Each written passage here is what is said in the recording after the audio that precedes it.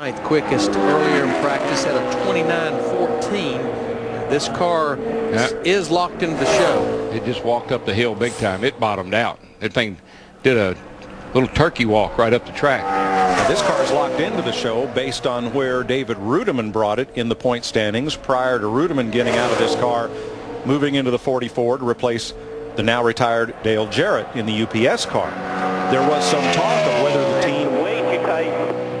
the team could switch points. Whoa, guys, whoa. Oh, no. Oh, my gosh. I have never seen anything like that in my life. He hit that wall a ton. Oh, my gosh. Michael's moving around in the car. My goodness, that car just hooked, went straight in. It did that hook and go up the hill, man. And that was a incredibly hard impact into the safer barrier. Look at that safer barrier right there, how it just crushed all that stuff. That is good, though. That means that thing moved. It's great. It's just incredible how hard it hit. And then the flipping helped the car dissipate the remaining energy, parts flying off it. Look at that. Look at that. Goodness. And wave to the fans. My goodness. That says so much for these race cars. It says so much for what these racetracks have done with this safer barrier. That is unbelievable. And he walked away and waved to the crowd. My goodness. That was unbelievable. I haven't seen a wreck like that anywhere lately. And certainly not with these cars. I've never seen one of these COT platforms take a hit like this. Let's take a look. I think you're going to see him get loose the minute he turns down into the corner. Yeah, and he's just, man, and that thing just absolutely. I will guarantee you that impact was well over 180, probably 185 miles per hour. We've already seen 199 or better getting in there going straight.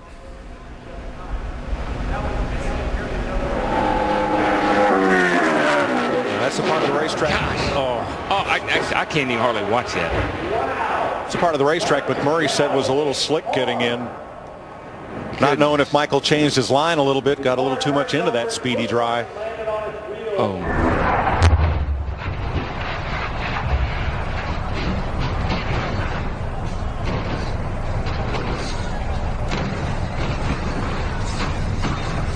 A few minutes ago. That is unbelievable. And the whole place here is silent. People are just stunned by what they have seen and now seen several times on the Sprint Vision big screens.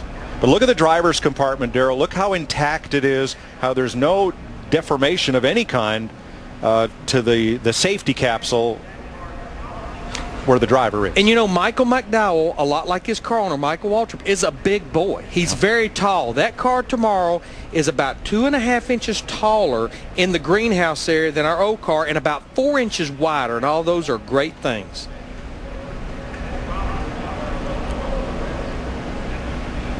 An incredibly hard crash for rookie Michael Mcdowell, but the best part, he walks away with a wave.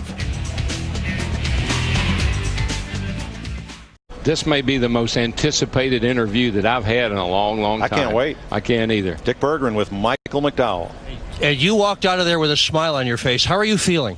Well, I feel upset for the Aaron Dreams Machine guys. You know, I came off a 4 on that first lap, and, you know, I just felt a little bit off, like something wasn't right. Maybe just, and I went down into 1. And I don't know if it was just the oil dry or if something happened, but, you know, it's real unfortunate for those guys. I hate to make that much work for the guys back at the shop, and, you know, just fortunately that I'm okay. You know, thank God I got to see that replay. It wasn't very good. And no, but, you know, everyone back at the shop that spends the time putting the seats in and making these cars safe, I mean, that's one of the worst wrecks I've seen for sure in a while. And I'm not excited I had to participate in it, but you know, we'll pull the backup out and we'll get out there and get in race trimming tomorrow, and we'll be fine. But you know, I feel great. Nothing broke, nothing didn't pass out, didn't lose anything out there. Just wish I didn't overcorrect there. But like I said, we'll have to go back and look at it. I don't know if something happened or if I just lost it there, but it didn't quite feel right. You know, we ran 0.6 off of what we ran in practice, so I think that something might have been a little bit off, and I'm just happy we're all right. We'll get out there and do it again tomorrow.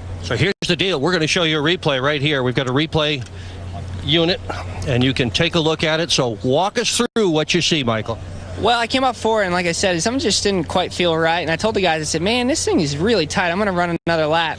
Then I got down in there, and it just started to pull right on me. I tried to gather it up, and as soon as I turned back to the right, the front tires hooked up and started rolling down from there. But like I said, I didn't lose consciousness. I felt every roll down the hill. But, thank the guys back at the shop. Like I said, they make these cars extremely safe. They spend the extra time to pad everything up. And for me to walk away from that wreck right there is unbelievable. And, I'm definitely going to count my blessings tonight and thank God for this opportunity to walk away from that wreck.